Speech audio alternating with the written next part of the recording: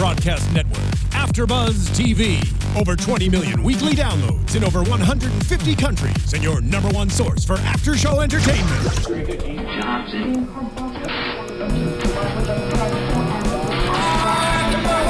AfterBuzz TV, the destination for TV superfans. Producing aftershows for over 300 of your favorite TV shows. Interviewing celebrities and showrunners. And bringing you behind-the-scenes exclusives. All thanks to E! Entertainment's Maria Menounos, producer Kevin Undergaro, and internet leader Akamai. Now, let the buzz begin! Hey guys, welcome into another Good Wife After Show right here on AfterBuzz TV and AfterBuzzTV.com. We're streaming live tonight, Sunday night, from the AfterBuzz TV studios here in Los Angeles, California. I'm Bobby DeMuro. Across the table from me is Alison Law. How are you? Back from your homecoming trip. Yes. We talked about it a little bit last week on the show. Yes, back from homecoming. Thanks for the shout out. You kicking stuff underneath the table? Somebody's under there grabbing my leg, but thanks for the shout out, Bobby. That was nice of you. It was college homecoming, not high school, right? Yeah, college. I know I look good for my age, but yeah, it was college. So. Okay, so it's more acceptable. I'm going to judge you if you go to your high school homecoming. No, never. But I went back to D.C. for Howard's homecoming. I had a blast, and that's all, you know. Hey, man. Sometimes you got to extend the summer a week or two. Yeah. I hear you. Tara is out tonight. She'll be back next week. I miss her. Come back. Yeah, you haven't seen her in a long time now because you missed her last week. Yeah. I will be out next week. So we've had like a weird scheduling going on. I promise all three of us will get on one day, show. Eventually. October 25th, probably. But we were talking Good Wife. We're talking Innocent, Season 7, Episode 2. If you haven't already, hit subscribe on YouTube, iTunes, all those good places. Follow AfterBuzz at AfterBuzz TV on literally every social media channel out there. Twitter, Facebook, Instagram, all that stuff. She is at That's A Law on Twitter. I am at Bobby DeMuro. We have our phones on the table or close by. So if you guys want to tweet us now, if you're live streaming with us, you can. If you want to write comments, we have a ton of great comments. I don't know if you saw the comments last week on YouTube. No, I have to go in there and check it out. All the way, just like normal, man. All the way in deep. Like people are going in on, we'll talk about it today, but people going on different relationships and theories. And like we have a great set of listeners and commenters. We really do. A lot of smart stuff. So keep it up. We love to hear from you guys on there. And hopefully, talk with you. I responded to a lot of comments. I was probably the dumbest guy on the page. Oh, yeah, you're good for doing that. No, but do comment. We love to hear from you guys there. Let's talk Innocence today. A lot of stuff going on. Yeah. The biggest one, and maybe the one to start with, I guess, not necessarily the biggest, is Alicia's New Case.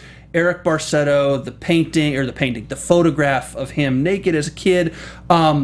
We could talk law specifics, but I think the big thing for me in this part of the episode is Luca, is that attorney who is working with Alicia. Last week we saw her helping Alicia on cases. Mm-hmm. They got a drink together at the end of the show last week. The young lady who asked for 50%. Yes, exactly, yeah. Luca. So Tara and I last week were like, she's going to play a role, like she's recurring, obviously. She's going to be here more. Do they set up a partnership together? And it looks increasingly like Luca and Alicia are going to have their own little law firm. Well, I just want to start off and say, I haven't really, got caught up with everything, and I just came in here and was like, wow, she's a bond attorney? Yeah, she's a bar attorney. How do you... Things fell fast. So low. You saw me last week, like everything was a shock. You were like, hey, wait a minute, last season we were talking state's attorney. Right. That obviously fell apart. Yeah. But it's like Tara said, and it's a smart idea. It's just like season 1, episode 1, where like you see her at the lowest of the low. And that was the relationship and her husband, Peter, apologizing and all this stuff.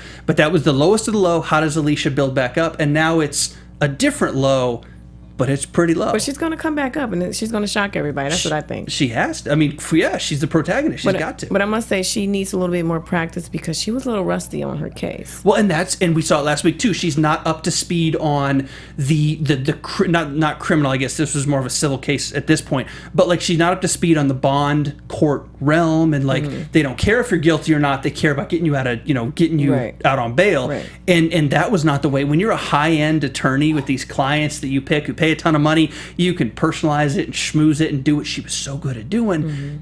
Not bond court. Not when you're a bar attorney making $135 a pop. Right. You're not schmoozing anything. What about her first investigator, Amanda? Well, that's the thing. So this case, so we see a lot of things this case. First thing, we see how much they miss Kalinda. Because Alicia doesn't have access to her anymore. She's gone from the firm anyways, but Kalinda's gone from the show. So we're never getting Kalinda again. Right. So Amanda, let me ask you this. Did you buy, like Amanda kept hinting, like, I did all the research, I looked, like they're finding something that's not out there. Was Amanda right, or was Amanda full of crap and she should have been fired? Well, from the beginning, I was already like, I just didn't like her. I didn't like her interview, and I was like, no. And I'm all about handsome men. But that one guy, what is his name? Jason Krause. New guy on the show, my new crush. He's so hot. He's so sexy. But I liked his style because as an investigator, she was just a little bit too antsy. I didn't like her as an investigator. He was laid back. You're curious, like, well, what do you do? How did you cut your hand? It was more like, that's what you're supposed to be sneaky, and you're not supposed to know everything. With Amanda, I feel like I can tell what was her next word or her next response was going to be. Let me ask you this. As we are wont to do on this show, we often dive into prediction territory a couple minutes in. Mm-hmm. Will we see Amanda again? Does Amanda resurface with, like, Diane's firm? Because they were looking for an investigator. And what I'm really getting at, will Amanda find a way to get some kind of revenge on Alicia? Honestly, right now, she's irrelevant to me. She's a non-factor. My whole focus is Jason. Wow. And, I mean, he's good at what he does. So I really could care less. And the thing about it is, he's actually good because Alicia gave them the list of names, and out of all of them, they only called Jason in for the interview. Yep. And it was also talking about, like, wow, your resume is this, that.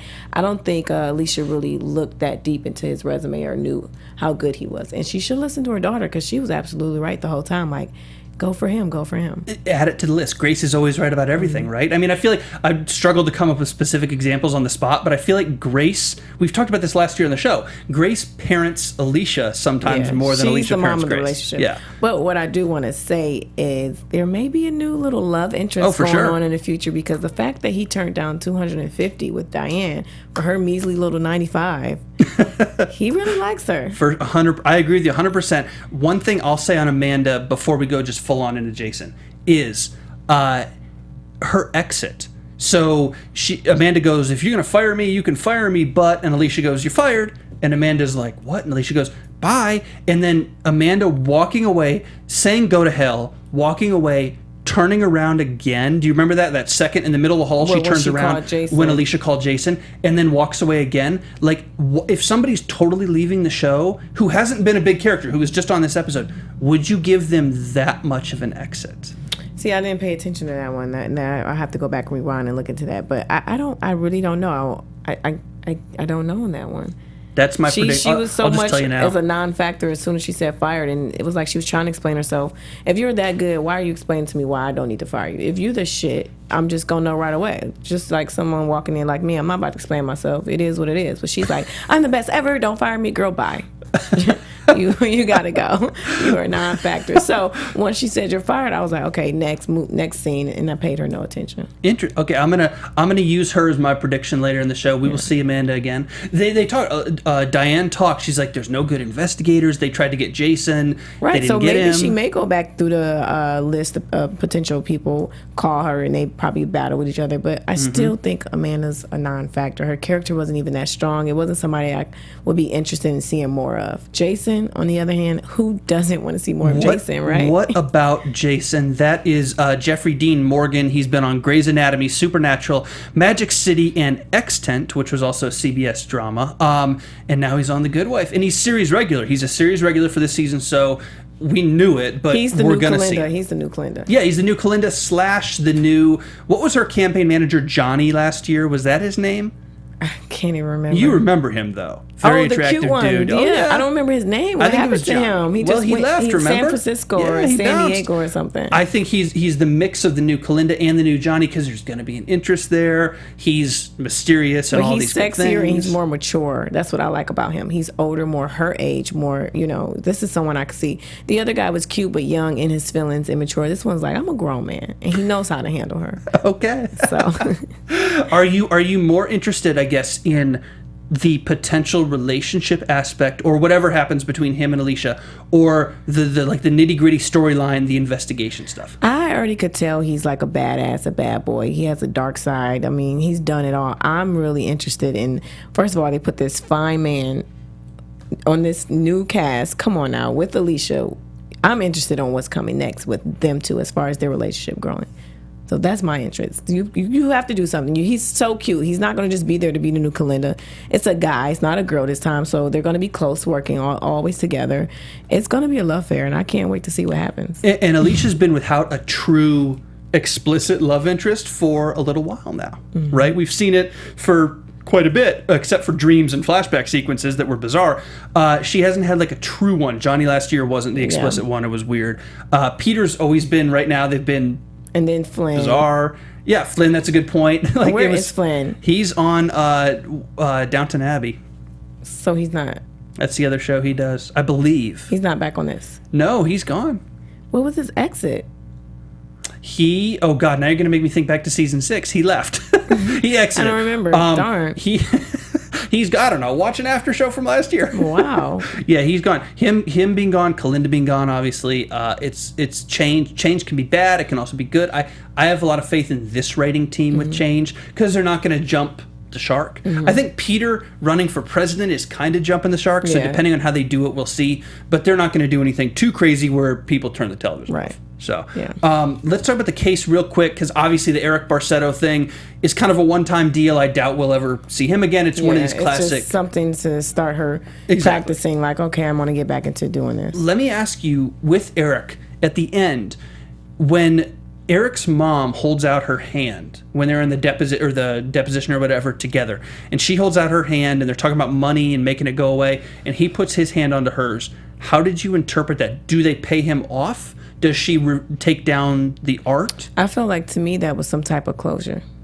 But like what kind? Like does he get paid off for it? Like I they definitely wanted? do. He gets paid, because if you listen to the end, the daughter was counting all the money. Like, you get $32,000. Good you point. have to split 16 for it go to this. So he did get some money, because they're like, oh, that's good for whatever. So he got paid, but I think that was some type of closure, and it was like she kind of respected him for doing that. It was a type of closure, but it was like, I respect you. The mom, you mean? The mom, yeah. It came like, okay, that's my son. He's smart. I respect for the move that he just made. I respect him for that. It seemed, I mean, maybe this is way off, but it almost seemed a little bit too, the money thing is a good point. I didn't think about Grace essentially being an accountant too. But the mom, it almost seemed by the end that what Eric wanted from his mom wasn't necessarily to take down the pictures, or they were so embarrassing. It was more so to take him serious, to notice him. Yeah. And that's what I said. It looked like some form of respect after and take my concern seriously. They're out there, they're on the internet, they're on T-shirts, I'm never going to get rid of it, but at least take my concern seriously. It seemed like he always was crying out for help.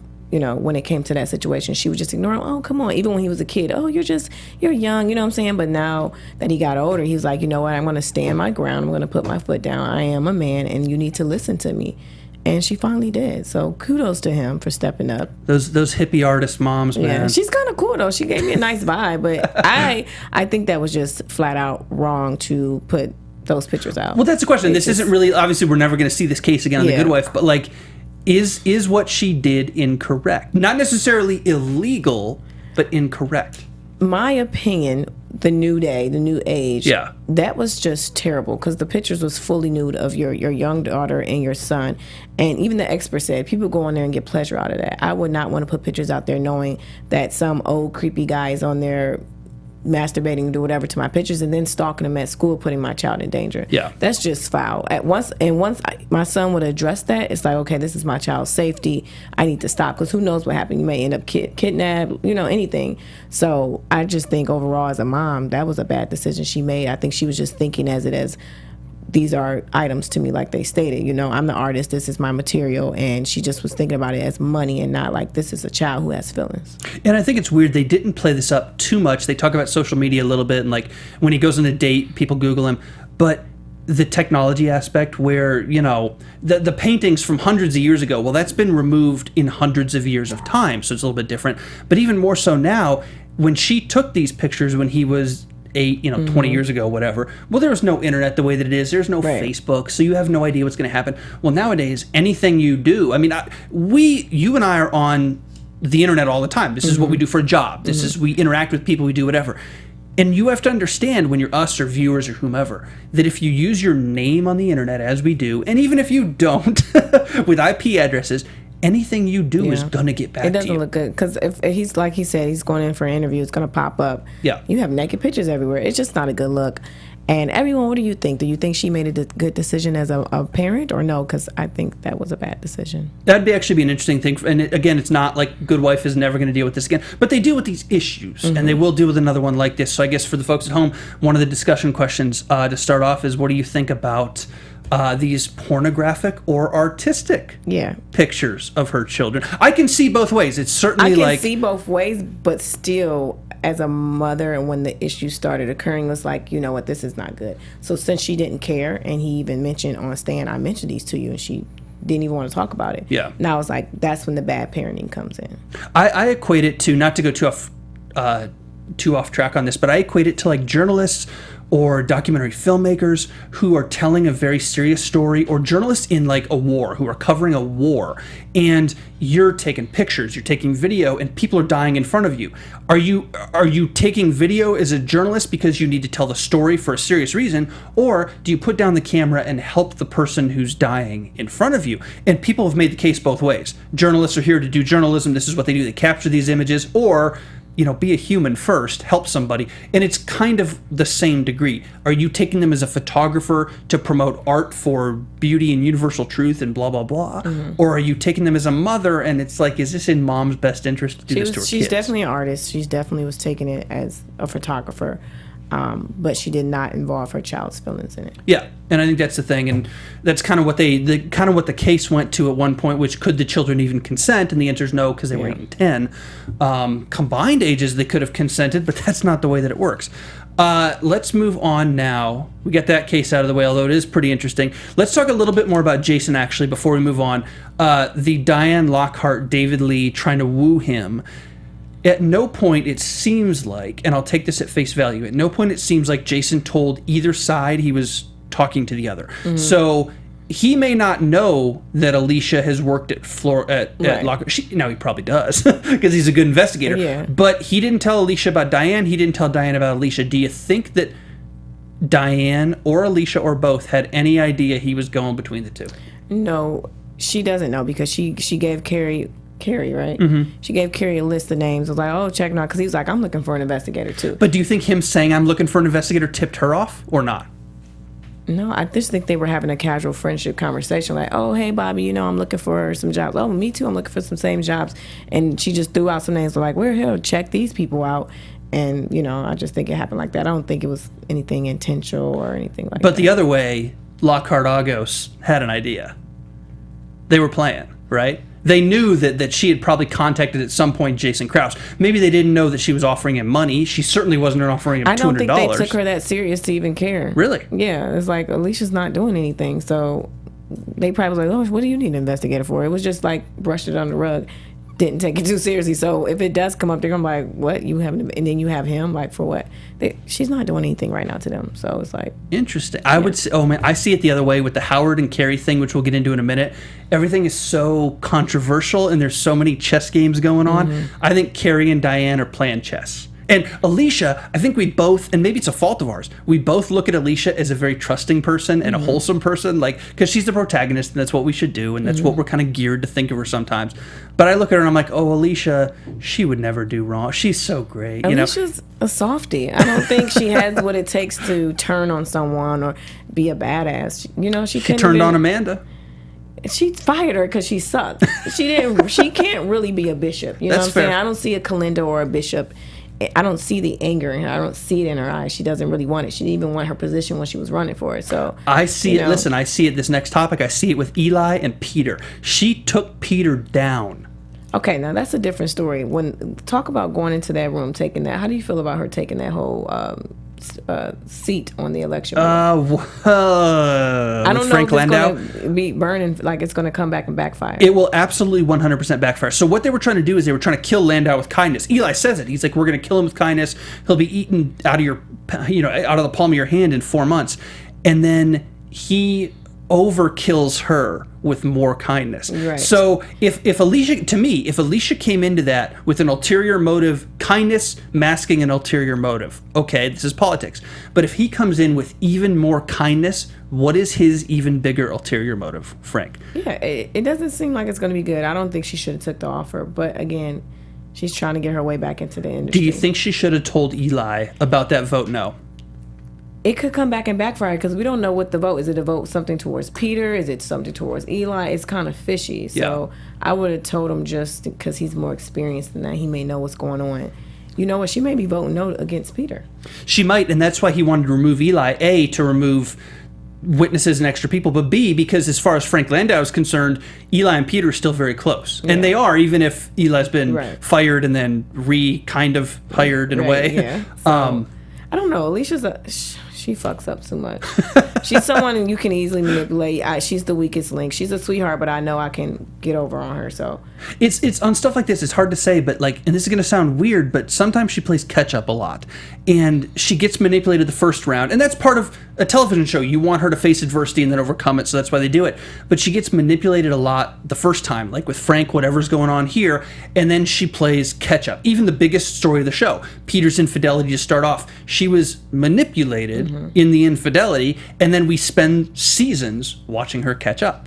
So that's kind of what she does. But and she still doesn't win at the end. She caught up, then what? She sat back down. And then it's the next thing. Yeah, and then it's the next problem. She's and still a weak link. Again, that's, welcome to TV. We need conflict. This is the way that it works. But this is, Alicia's personality and stuff are really geared to that.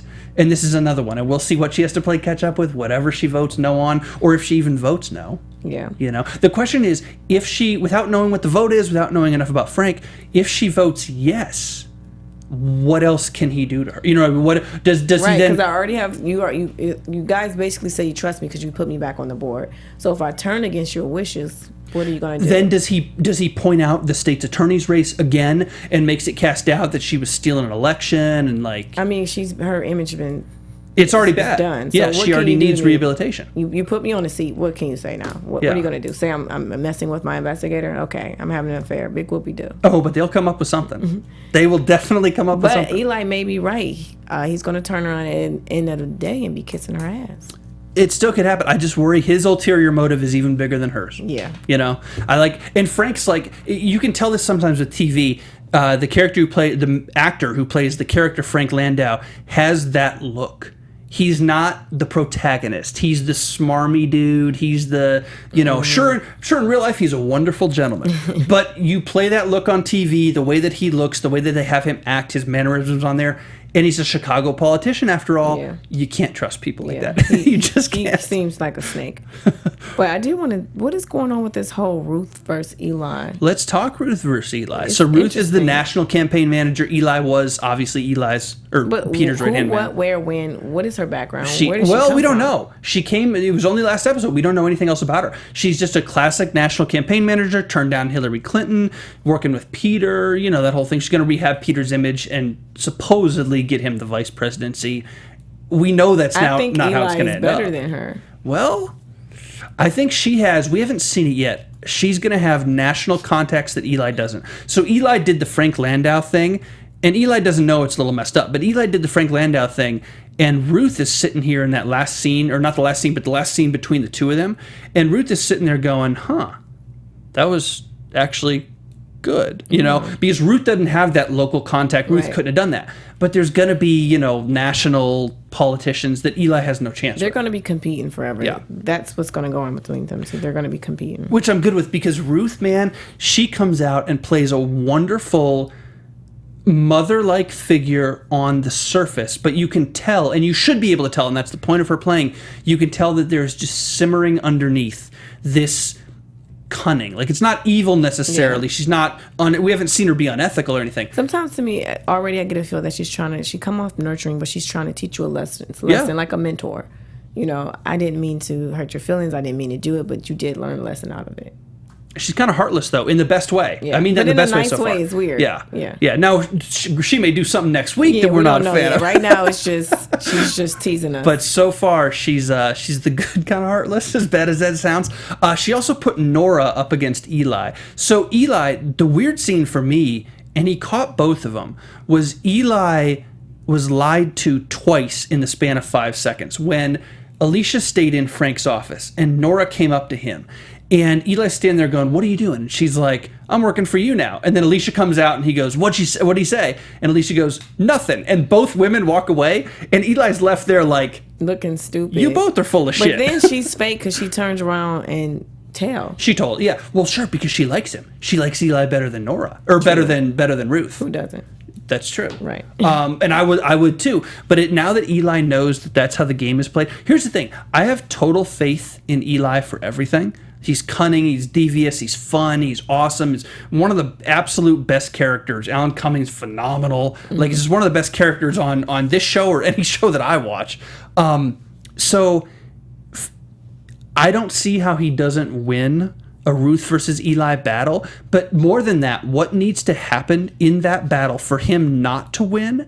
We have to be like, our socks need to be knocked off by Ruth's charm, ability, talent, skill, like all these things. Yeah. It's not enough to just beat Eli. We have to like Ruth more, because too. we all like Eli. Everybody he's loves slick, Eli. He's clean, he know how to wear a nice little two-piece suit. He's sharp, he's Yeah. funny, he's witty. Like, every scene that Eli is in is a better scene, and that's a testament to Alan Cumming's Emmy nominations. But every scene he's in is a better scene. So if you're gonna have Ruth beat him, and down the road, I don't think you do. I think Eli will eventually win He's that gonna get his spot feud. back. She's just here to take up some time, transition, give you some drama. Exactly, and transition to a national stage and give Peter maybe some wins and also probably some problems. Yeah, that's all I see her as. A non-factor too. I'm sorry. I'm just non-factors. I'm just being honest. Let's talk. Okay, here's an interesting one. Moving on to our third topic. Carrie and Howard. And speaking of non-factors, if you talk to me before about 7 p.m. Pacific time tonight, Sunday, October 11th, if you talk to me anytime before that, my entire life, I would have said Howard Lyman was a non-factor. Not so. But not now. It's funny because he's been sleeping, literally sleeping on the job, and now all of a sudden he's woke, and this gave him some extra spunk to him. You know, he was a non-factor. He's boring. He doesn't talk. We don't see anything about him. And now all this drama is like, it's kind of making them like work harder, both of them. I think, and Tara and I kind of touched on this last week, and a lot of comments on YouTube are dealing with this. There's smart comments about Carrie and what's Carrie's story arc, and they kind of hung him out to dry last year with a story arc that didn't end up, going anywhere, and then he was kind of limited in the second half of last season. Carrie, as smart as he is, as talented as he is, and as young as he is not an old guard guy. And this idea of the partner earning the spot, taking 70% of the billing, not doing any work, like, that's the way it's done, and there's a certain value to hierarchy. But for Carrie, it's kind of like, dude, let's not take this too far. It's not about disrespecting elders. It's about, let's be a lean and efficient and legitimate workforce. Because at least they still do some type of work. I think that man literally was just He doesn't do anything. And we know he doesn't do anything every time. But what is the issue? Why can't they just let him go? Well, he just gave him the ultimatum. Because he's bought into because he's a partner. He's bought into the firm. Like, he has stake in the firm, so it's hard to, like, you have to buy him out. You know, so it's tough to just let him go. But I think what this is going to do, and we can all probably see it coming, is it is going to push Carrie out. Not because Carrie's going to lose to Howard, because I think if Carrie wanted to win, Carrie would win. But Carrie's going to look at this and say, I don't want to deal with the bullshit. And he's going to call Alicia. Exactly. They're going to start there first. And he's going to say, I want to work. I like practicing law. Yeah. This is what I'm passionate about. I'm young. Like, I want to work. I don't want to deal with these kind of politics. Alicia and Carrie work really well together. Yeah. That Luca, the third attorney, would be a great And Alicia third and person. Carrie are good friends. Yeah, and their bad blood. They don't have bad blood. Their blood wasn't as bad or isn't as bad as like a David Lee or a Canning who's in a different firm. But if they do that, they're going to be against each other on the stands, which would be interesting if we see them on a case together fighting against each other. Oh, get ready, it's coming for sure. But I think this is obviously going to push Carrie out of that firm, and maybe he leaves Diane with bad blood. Probably not. I don't know. I think Diane and him have an understanding. Diane's mature. She knows business is business. Just get Howard out the picture. He's too old. He needs to retire. Keep Howard in the picture because it's going to push Carrie to Alicia. True. You know? Keep him around for a while. Then we have to dismiss them. You know what it might do? And this maybe is too far down the road or it's too specific, for the future. But Carrie talks a lot about how those associates are disgruntled about how, hey man, we get it, partners bill a lot, but like you got to do a little bit of work and Howard's doing nothing. Do you think those associates, because Carrie talked about people leaving the firm, those associates might come work for Alicia down the road too, and Alicia could be developing her own little power law firm here in another couple episodes. It's not too far-fetched. I mean, she had what it takes. She has what it takes. But she got messed up, her image messed up. But she's once she start back practicing and getting in there, she can kick some ass. Yeah, and she needs the cases, she needs the capital. That's what she's good at. She's not good at anything else but just being a lawyer. Yeah. So it's potential. And then, she's terrible at politics. Yeah, she sucks. But Grace is a better parent than she is. Okay, this is what you went to school for. This was what your passion was. Just stick to that. Yeah, and she's certainly not helpless out of the courtroom. That's not the word I would use, but she's definitely she runs into a lot of speed bumps outside the courtroom. In the courtroom she does too, but she takes them on in so much of a smoother way. And part of that is she's had Kalinda at her side for a long time, and she doesn't anymore. But hey, Jason Krause. So but bye, Amanda. I think we have a little Florrick, Agos. I think Luca's last name is Quinn. I might be wrong about that, so if I am, tell me. But Florrick, Agos, Luca, little law firm triumvirate going on. Oh, that's cute. Yeah. The new Flynn, kind of. Yeah. Not really, but something. Something in the works. Something. They're trying. Let me see. I'm trying to think if we missed anything. Is there anything else you want to talk about in this episode? Oh, It Follows. I've never seen It Follows. I had it. Yeah, what is that? Gonna have to go rent it this week or watch it on Netflix or whatever. I think it's the one. I mean, Nora explained it. Like, if this person stops, this thing's going to catch it. I think I know which one it is. I'm going to have to see it this week. Actually, we touched everything that was on here. I think we should go into predictions. Let's do news and gossip first. We've got a couple pieces of news and gossip. I think you might like them. There we go. We got a little news and gossip. Oh, my God. What do you have, Bobby? AfterBuzz TV News. Here we go. All right, couple things, 3 things. The first one, Jeffrey Dean Morgan playing Jason Krause. Sexy. He was on Grey's Anatomy, Supernatural, Magic City, and Extant, like I said. Here's a quote from Jeffrey Dean Morgan about being a series regular. Quote, I have enough information that every week when I get a new script, a couple more hints are thrown out, and I've just got to run with it and put my own spin on what I see on the page. When you're working with actors like Julianna Margulies and Christine Baranski, those are some fucking great actors on this show. You can't really screw it up too bad. The writing is there and the acting is there. I show up and do my job, and we'll figure out Jason as we go. Is he jealous? No, I think he's totally complimentary. Oh, okay. So he's kind of saying 50% of him is like, this is actor speak. I don't know what happens. You got to watch the show. But the other 50 is if they left him in the dark about his character, it's going to be interesting to see him create his character every episode without, at the time, him knowing exactly what he's creating. Oh, so he doesn't even know what's going to happen. At least that's kind of what that implies. That first episode, he knew the first episode. Like, he didn't, who knows how much more exposition he had, right, but probably not more than us. Yeah. So. Interesting. Do you believe the ice tray? No, I don't know, because he was just so, he's just a spy. He was just so sneaky. You know, I was like, he reminded me, he could have had a little bit of Bishop in him, because Bishop is sneaky and smooth like that. You never know. I think he has killed a few people before. You know, I don't know. That would be bad for Alicia's reputation, but okay. But he has a dark side. I could see it in his eyes, but he's just so sexy. You can have a dark side all you want. I don't care.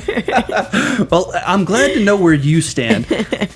Second one, Julianna Margulies on Hillary Clinton. And Hillary Clinton, when her emails came out, that whole scandal the last couple months, one of the lighter pieces of the scandal was she watches The Good Wife, as we probably expected. We've talked about some of the parallels between the Clintons and the Florricks.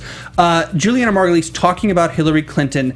When Hillary, I guess, met Julianna, one of the things she said is, hey, I like The Good Wife. And Julianna said, the only good thing about those emails coming out, in my mind, because I can't bear any of it, is that she asked when The Good Wife was on, talking about Hillary. I mean, I'm thrilled she's true to her word, saying that she likes The Good Wife. That's cool. That's the former first lady, the presidential candidate, like, she watches your show. You know, you can't say the same thing about probably Kardashians and basketball wives. Kardashians. So a cameo from Hillary Clinton. Julianna was asked, and she said, quote, that's a great question. She never would, but the door is always open. Interesting. I don't think she obviously will now because of campaign season and Right. stuff. So it's probably dead. But I guess you That would have been never nice know. for Hillary to step on set. Hey, she did Saturday Night Live. You know, they mentioned her in the scene. They mentioned They, Hillary. they talk about her all the time. So why not show up? They talked about it a lot last week. And we were talking too, Tara and I were last week, that, they had Valerie Jarrett on last year, who was in Obama's administration. Like, they've had political people before. So do you think they get like a presidential candidate this year, or like somebody who just dropped out? Like, not that he would do it, but like Scott Walker, like a presidential candidate who backs off. Right. Do you think then they come on the show and have like a little... Hashtag, do you think Hillary Clinton should come on the show? What do you think, guys? That's the That longest would be hashtag. interesting.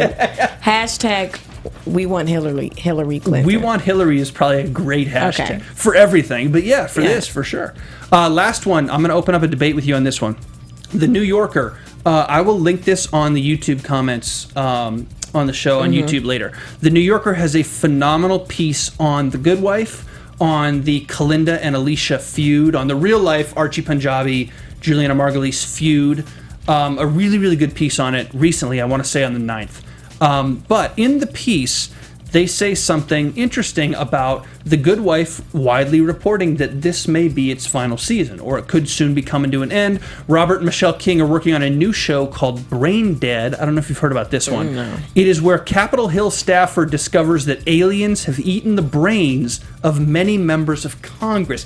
Doesn't really sound like a show the Kings would do, but I'm open. I'll watch. I don't know about that one, but With I mean, that, will two questions here, I guess. The New Yorker asks if The Good Wife is going to come to a satisfying conclusion, almost as if it's a foregone conclusion the show's going to end. Do you think this is the show's last season? Do they have one more, or is it indefinite? They're going to I keep have going to see a few more episodes to give that.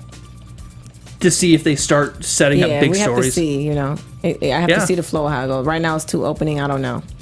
I will say this: as quality as The Good Wife has been, and as much of a 22 episode grind it is, they do 22. They don't do 13. A lot of these hour-long dramas that are winning awards and stuff are doing 13 episodes or 11. They're doing 22. Yeah. That's a grind. When you do that for as long as you do, it's such a high quality. And with as good as the Kings are at this stuff, I think that if they feel that the quality is slipping, or they're focused on Brain Dead, or they're focused anywhere else, you got to know when to fold them, right? So if you feel like you're going to jump the shark, or you feel like the quality is slipping, I think they very well could end it and wrap it up in a satisfying way. I mean, they had a good, stretch. 7 so. seasons phenomenal. I wish they do at least another one. And this is all speculation. Nothing's final yet. But I could see them ending it pretty soon, if not the end of this year, next year. I guess we'll see. Yeah, it depends on the storyline, how they end the last episode. And that's the thing. And you'd rather go out on a high note with a good show than staying 3 seasons too long. Right. Yeah. Like many shows have done. Let's get to predictions. And now, your That's so AfterBuzz TV predictions. You already know my prediction. Well, I'll make another one. I guess I'll come up with one off the top of my head while I'm thinking. But you already know my prediction about Amanda. She's coming back. Amanda will work for Diane. Amanda is not as awful as we've been led to believe that she is as a detective, as an investigator. Amanda is gonna resurface, and Amanda is gonna hurt Alicia. Not physically, like career-wise. Amanda will hurt Alicia in some way. She's still a non-factor to me. If she tries, she has Jason there to protect her, so you can't do too much to Alicia. She has a big team of supporters, so if you try to come for her, someone's going to have her back. So, non-factor. Amanda is a non-factor.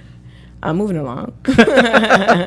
Fair enough. I definitely do think there will be some type of love affair with Jason. He's so high, he's not going anywhere. Just to be on the record, a love affair between Jason and Alicia, or Jason and you? Ooh, both. We can share. Just needed to get that out there. If we're talking about the show, or we're talking about your own. Jason probably is single. Let me look into that. But definitely a spark with Alicia and Jason for sure. Okay. And Eli, I don't know. I'm starting to feel, and I don't know why I feel this, and it's probably wrong. I think Peter's presidential campaign is going to be a disaster. But not the way that we all think. Like, we know he's not going to be president. I'm talking about, like, Scott Walker cannot get out of the gates, Rick Perry done first, like disaster in the next few episodes. I think he's going to be done in like 3 episodes, done with Ruth, done with the campaign. I don't know why I feel that way, and I'm probably wrong, but something in me tells me there's too much Peter baggage and Peter skeletons that he is going to get demolished in the next 2 or 3 weeks. I don't know. No, I'm Team Eli. He doesn't quit. Okay. And I think I have to see some more episodes to go further into details, but I think that's all I have for predictions today. You guys can share, as you always do, as you did last week. Give us predictions on YouTube. If you're listening to the podcast on iTunes, hit subscribe. You should have already done that. I have a feeling you did. You can rate us if you haven't already done that either. Follow us on Twitter at That's A Law, all one word. That's A Law. I'm on Twitter at Bobby DeMuro. You guys can tweet us literally anytime. I mean, we're pretty much up 24/7. Between our life schedules, actually, if you tweet either one of us 24 hours a day, one of us is awake for it. Definitely. I guess that's about it this week. We'll be back next week. I won't. You guys will be back next week. I do miss Tara, so we'll be back next week. I can't wait to see Tara, and then finally when the 3 of us is all together so we can pick on Bobby. October 25. So next Sunday, 8 p.m. Pacific for these 2 lovely ladies. Tara, we missed you. See you in 7 days. I'll be back on the 25th. That's it this week on Good Wife, guys. We'll see you guys in 7 days. Stay tuned. From executive producers Maria Menounos, Kevin Undergaro, Phil Svitek, and the entire AfterBuzz TV staff, we would like to thank you for listening to the AfterBuzz TV network. To watch or listen to other after shows and post comments or questions, be sure to visit AfterBuzzTV.com. I'm Sir Richard Wentworth, and this has been a presentation of AfterBuzz TV. Buzz you later. The views expressed herein are those of the hosts only and do not necessarily reflect the views of AfterBuzz TV or its owners or principals.